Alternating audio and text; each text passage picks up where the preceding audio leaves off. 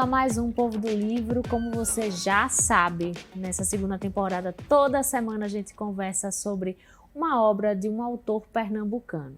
E hoje a gente fala sobre Clarice Lispector, que apesar de não ter nascido no nosso estado, passou boa parte da sua infância no Recife, cidade que deixou boas lembranças na autora e que está presente em algumas das suas produções. E por falar em produções, a obra de Clarice que vai guiar a nossa conversa de hoje é o livro Água Viva. E a nossa convidada é a atriz e jornalista Estela Mari Saldanha. Estela, seja bem-vinda. Obrigada. Aqui ao Povo do Livro. Prazer te receber. Estela, Clarice ela foi uma autora não só de romances, mas crônicas, ensaios, contos. Queria começar te perguntando, apesar dessa obra variada, por que você escolhe Água Viva? Por que você escolhe um romance para a gente falar sobre ela? Eu escolhi Água Viva porque foi o primeiro livro de Clarice que eu li, ainda na adolescência. E como foi um livro que me marcou profundamente, aí eu disse não, e sou leitora de Clarice até hoje, né? Uma leitora assídua de Clarice. Eu disse não, vou falar sobre o primeiro livro que eu li de Clarice, que foi Água Viva.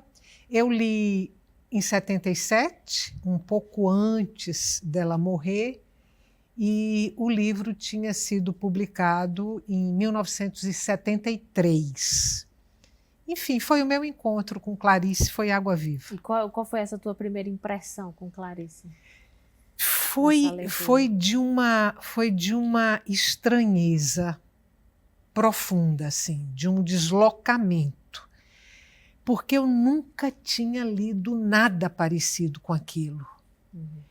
Eu lia e dizia, mas como é isso? Como é que uma pessoa escreve dessa maneira? Era diferente de tudo que eu já tinha lido na minha adolescência. Quando você é adolescente, você não leu tanto assim, né? Mas era diferente de tudo que eu tinha lido até aquele momento da minha vida. De prosa, de poesia, tudo.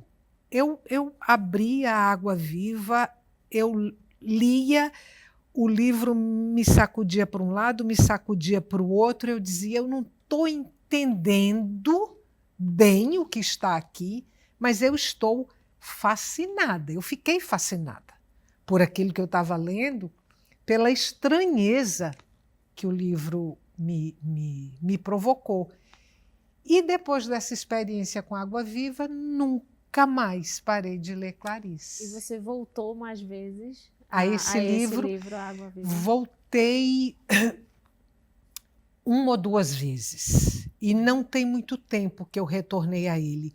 Retornei um tempo atrás, até por conta de uma pesquisa que eu fui fazer, aí eu precisei retornar à Água Viva e dei uma bisbilhotada, uma folheada agora há poucos dias, quando você me convidou para vir para cá. As tuas impressões mudaram assim? Quando você foi adolescente, foi uma impressão do livro, quando você, anos depois, volta a ele, é outra impressão? Não diria que é outra impressão, mas assim, naquele momento, quando eu li Água Viva pela primeira vez, a impressão que eu tinha é que aquilo era um jorro, que aquilo foi uma convulsão, né? E ela sentou e escreveu aquilo sem parar. E hoje, quando eu leio, quer dizer, já conheço mais um pouco, né, da escrita de Clarice, então percebo elementos na narrativa que eu não percebia, eu só sentia aquela febre, aquela convulsão.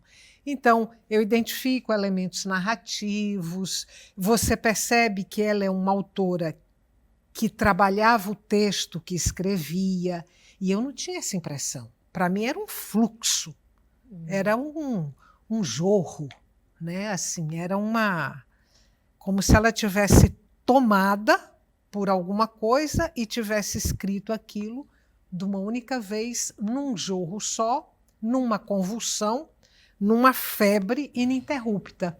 E hoje não é assim mais que eu vejo, né? É com alegria tão profunda, é com uma tal aleluia, aleluia, grito eu. Aleluia que se funde com o mais escuro uivo humano da dor de separação. Mas é grito de felicidade diabólica, porque ninguém me prende mais. Continuo com capacidade de raciocínio. Já estudei matemática, que é a loucura do raciocínio. Mas agora quero o plasma. Quero me alimentar diretamente da placenta. Tenho um pouco de medo. Medo ainda de me entregar, pois o próximo instante é o desconhecido. O próximo instante é feito por mim ou se faz sozinho?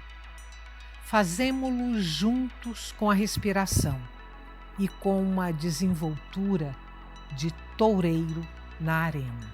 Vamos falar um pouco sobre o livro, né? Um pouco a estrutura do livro. Ele é uma longa carta de uma personagem que a gente não tem nome, né? A gente não sabe quem é. Tem algumas pistas que ela dá, né? Que é uma pintora que está ali, de repente, abandona o pincel para ir pro lápis e o papel, né?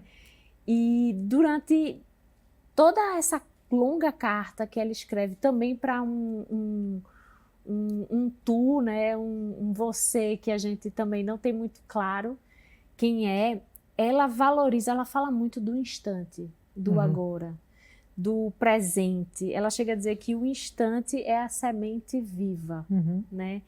E usa uma expressão desde o início do livro que é o instante já. Como é que essa obra te fez e te faz pensar sobre o presente e sobre o agora? Como é que você reflete sobre isso a partir dela? Não sei se eu reflito sobre o presente e sobre o agora. Assim. Eu sinto muito o presente, eu sinto muito o agora, eu vivo muito o agora e sempre com alguma nostalgia do agora que já se foi. Então, eu não sei se eu reflito sobre o agora, sobre o instante, sobre o já. Acho que nem ela reflete muito, né, a personagem do livro. Tem uma coisa curiosa, porque você vai descobrindo Clarice aos poucos. Eu fui descobrindo Clarice aos poucos. Então, a narradora, aquela que escreve, é uma pintora. Né? Talvez seja a única pista que a gente tem dela é que ela é uma pintora. E só bem mais tarde eu fui descobrir que Clarice também pintava.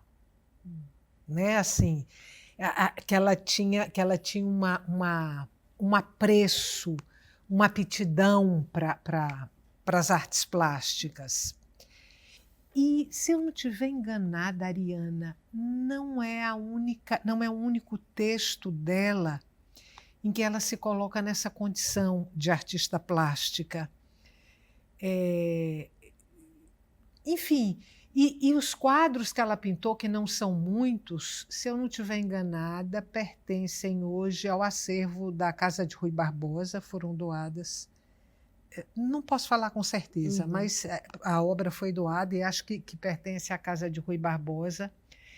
E tem, inclusive, um trabalho que eu vim descobrir algum tempo depois, um pesquisador da UNB, que pesquisou e escreveu um livro sobre a pintura dela, que é muito interessante. Bom, fugi da sua pergunta, que era sobre o agora, que era sobre o já. Mas é isso, a gente está vivendo um instante, como água viva, na verdade, como no livro. Também tenho que te escrever porque tua seara é a das palavras discursivas e não o direto de minha pintura. Sei que são primárias as minhas frases.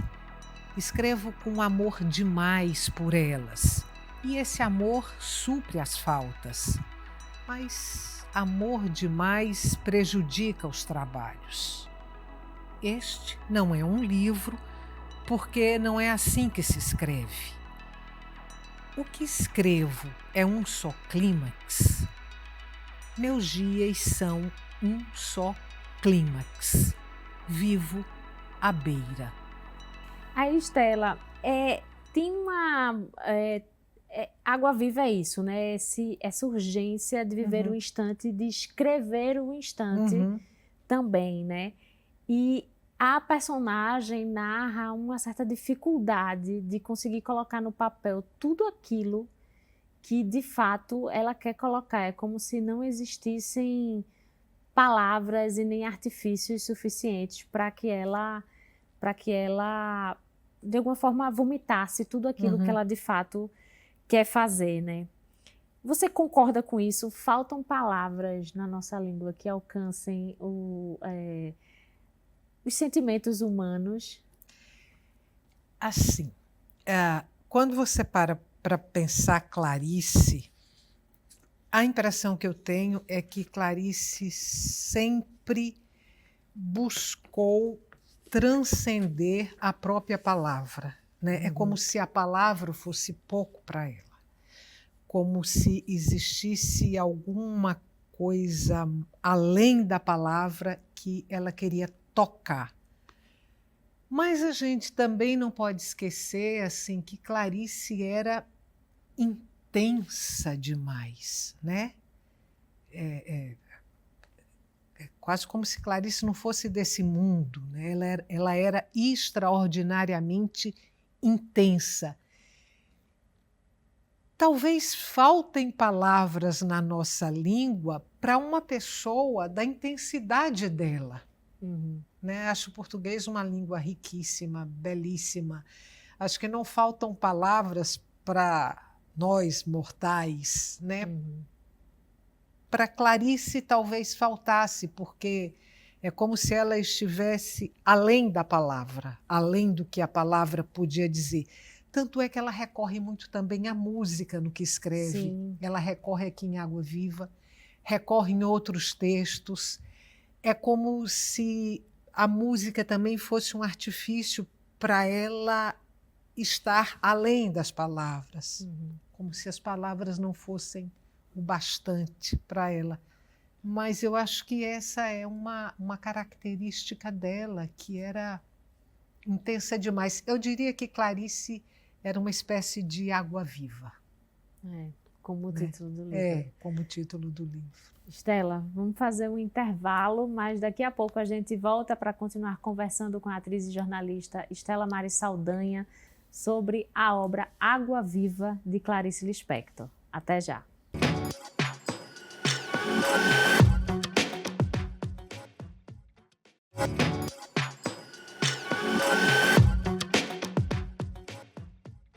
O Povo do Livro está de volta. A nossa autora da vez é Clarice Lispector, que mesmo não tendo nascido no nosso estado, em 2020 foi considerada cidadã pernambucana pela Assembleia Legislativa de Pernambuco em comemoração ao seu centenário. A nossa conversa de hoje está girando em torno do livro Água Viva, obra escolhida pela nossa entrevistada de hoje, Stella Maris Saldanha, jornalista e atriz. Stella, teve uma passagem de Água Viva que me chamou muita atenção, que em determinado momento a narradora, né, ela escreve, quando ela está escrevendo a carta, ela fala muito sobre o momento do nascimento. E quando ela fala sobre esse momento do nascimento, ela diz: eu não sou nem ele, eu não sou nem ela, essa coisa que a gente nasce com, na verdade, um instinto, que ela chama, né? Um it, que ela chama, né? E de alguma forma ela diz que não ser nem ele, nem não ser nem ela, e viver só à base desse instinto dá liberdade ao homem. O quanto você acha que definições tolhem essa nossa vontade de ser livre, assim, como pessoas? Tá. Ainda sobre o livro, ela não só fala em nascer e protela, né, falar em ele e ela, como ela deseja comer a placenta, né? Ela fala em comer a placenta em alguns momentos do livro.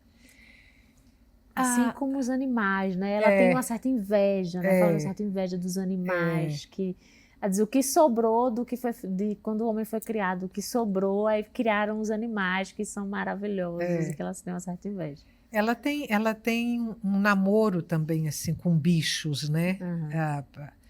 Cavalo, o cachorro, ela tinha um cachorro que ela amava, Ulisses. Mas essa coisa da não definição, quando ela não fala nem ele nem ela, fala em nascer, mas sem botar a moldura, eu acho que reflete a própria Clarice. Quer dizer, acho que é impossível você botar moldura em Clarice. Ela não cabe numa moldura. Você pode considerar determinados aspectos da obra dela, você pode considerar determinados aspectos da escritura dela, da personalidade dela. Nada vai caber numa moldura. Nada, assim. Ela não cabe, não cabe em gênero, não cabe. E essa coisa da liberdade é tão difícil, né? Você tocar a liberdade, você se dar a liberdade. As pressões são tão grandes, tão fortes, tão violentas em todos os aspectos, né? A gente está sempre sendo obrigado a classificações, a carimbos, a bolhas, a guetos. E eu acho que era do espírito de Clarice romper com tudo isso, né? Eu acho que é esse o lugar que Clarice está, para além das molduras, para além disso tudo. E se a gente associar isso à expressão que você usou, de liberdade, todas as classificações são inibidoras da liberdade. Todas elas. Eu acho que esse livro fala muito disso, né? Eu acho que do instante à liberdade. E o quanto também o instante é libertador, né? Assim, que ela traz. Estela, eu queria aproveitar que você é atriz. Quando teve uma outra passagem do livro que me chamou muito a atenção, que ela fala assim, ela diz: quando estranho uma pintura, é aí que é pintura. E quando estranho a palavra, aí é que ela alcança o sentido. E quando estranho a vida, aí é que começa a vida. Eu queria aproveitar que você é atriz, você está nesse mundo da arte. Esse é o papel da arte, assim, causar esse estranhamento? A palavra pode ser estranhamento, a palavra pode ser deslocamento. Toda obra, quer seja literatura, cinema, teatro, o que for, se ela não desloca aquela pessoa que está, o espectador, no caso do teatro, o leitor, no caso da literatura, toda obra que não provoca esse deslocamento, eu vou falar uma coisa horrível, perigosa, mas enfim, leviana até, mas talvez ela seja uma obra menor, assim, né? Eu acho que a arte, a razão de existir da arte é o deslocamento e, por que não, até a transcendência, né? Você transcende para o melhor. Às vezes o lugar que a gente está é tão pequeno, é tão, né? É tão mesquinho. E a arte tem um pouco essa função de nos colocar num lugar melhor, ou de abrir uma janela para um melhor possível. Eu acho que é um pouco por aí. Eu acho que também é trazer um certo desconforto, né? A arte desconforta. Porque se não trouxer, o que é aquilo ali, né? É o que eu chamo de deslocamento, né? Assim, eu estou aqui, eu li alguma coisa e essa coisa me tirou do meu lugar. Me tirou do meu lugar de conforto, né? Me tirou do meu lugar de observação. Quer dizer, ela me deu uma oportunidade de rever, de ressentir, digamos assim, de ressignificar. Eu acho que essa é a função da arte. A arte serve para deslocar, para desafinar o coro dos contentes mesmo, assim, simplificando, indo para o dito popular, a arte serve para desafinar o coro dos contentes. Você acha que, mudando um pouco assim, fugindo um pouco de Clarice, você acha que o que tem se produzido hoje de maneira majoritária tem se alcançado isso, esse estranhamento? Às vezes eu acho que a gente tem perdido um pouco em alguns aspectos.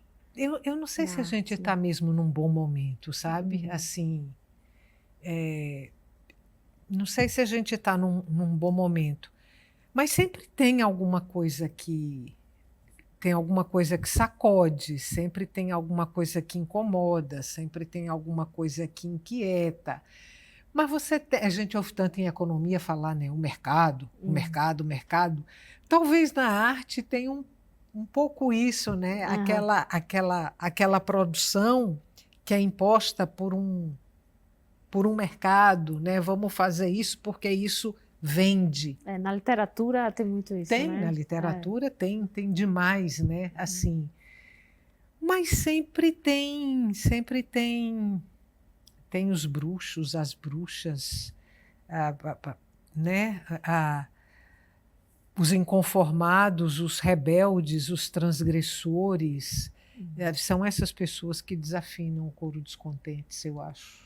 Voltando para Clarice, Estela, ela foi uma autora que falou muito sobre o universo feminino. Né? Como é que você acha que Água Viva dialoga com as nossas questões, com as questões da realidade da mulher? Tem uma coisa interessante. Quem eu primeiro ouvi falar sobre isso, não sei se foi a primeira pessoa a falar sobre isso, talvez não tenha sido, mas eu escutei pela primeira vez, foi José Castelo, que é um escritor,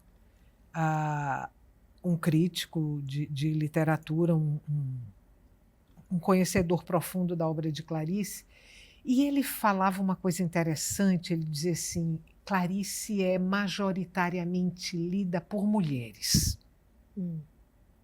Assim, são poucos os homens que leem Clarice e se identificam com Clarice. Aí ele dizia, ela é majoritariamente lida por mulheres e por gays, né? Assim, o homem padrão não se identifica muito com, dizia ele, com a literatura de Clarice. A impressão que eu tenho, mas é uma impressão, é um machismo, é que ela tem um público leitor muito maior de mulheres. Sim. Eu acho que ela tem uma voz de mulher. Eu acho que tem, que ela essa coisa do nascer constantemente, né? do parir-se constantemente, eu acho que é um movimento de mulher. Que tem aqui no livro, né? Que tem nesse livro e tem em outras obras dela. Você vai encontrar isso assim. A Paixão segundo GH, né? GH, aquela mulher burguesa que entra no quarto da empregada e se depara com a barata e aquele encontro dela com a barata gera toda uma reflexão e tudo. É uma mulher que está encontrando a barata. É uma mulher que está se parindo a partir daquela barata naquele instante. Então, eu acho que Clarice tem uma coisa assim, tem uma fala de mulher, uma escritura de mulher, indo até para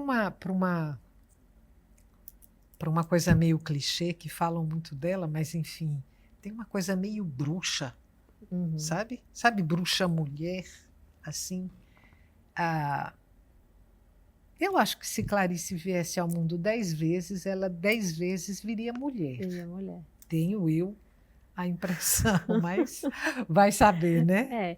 A impressão que eu tenho de Clarice é que acho que a gente falou, permeou toda a nossa conversa aqui, tem muito ela, né? Na obra dela. Sim, E sim. muito desse universo dela. A impressão que eu tenho, Ariana, é um pouco isso que você falou, é que você não ler Clarice, qualquer que seja o livro, sem achar Clarice ali dentro de alguma forma. Eu não consigo distanciar completamente a autora da obra. Eu acho que elas são meio amalgamadas. De uma coisa só, né? Assim. São meio amalgamadas, assim. Para me refazer e te refazer, volto ao meu estado de jardim sombra, fresca realidade. Mal existo, e se existo é com um delicado cuidado. Em redor da sombra faz calor de suor abundante. Estou viva, mas sinto que ainda não alcancei os meus limites. Fronteiras com o quê? Sem fronteiras, a aventura da liberdade perigosa. Mas arrisco, vivo arriscando. Estou cheia de acácias balançando amarelas. E eu, que mal e mal comecei a minha jornada, começo-a com um senso de tragédia, adivinhando para que oceano perdido vão os meus passos de vida. E doidamente me apodero dos desvãos de mim. Meus desvarios me sufocam de tanta beleza. Eu sou antes, eu sou quase, eu sou nunca. E tudo isso ganhei ao deixar de te amar. Eu vejo Clarice várias vezes em vários livros que eu leio dela. Assim. Vejo Clarice e vejo episódios da vida dela. Por exemplo, aquele episódio do incêndio, né? Que o quarto dela pegou fogo, que ela quase morreu queimada. Em várias coisas assim, você vai vendo Clarice e vai vendo episódios da vida de Clarice ali dentro, meio transmutados, mas estão ali dentro, né? O Recife, quanto do Recife não tem na obra de Clarice? Sim, muitos né? contos. A infância dela no Recife, quanto não está ali dentro? Então, eu não consigo ler Clarice apartando a escritora e a obra. Eu vejo as duas misturadas. Estela, muito obrigada pela tua participação. Passou muito rápido. Na verdade, a gente conversava mais sobre Clarice. É verdade. Espero que tenha incentivado muita gente a começar a ler Clarice. Obrigada. Obrigada a você. Para você rever esse e outros episódios do Povo do Livro, é só acessar o YouTube da TV Universitária, youtube.com/TV Recife. Lembrando que você também encontra a gente no seu tocador de podcast favorito. Eu vou ficando por aqui, mas volto na semana que vem com mais literatura pernambucana. Até lá!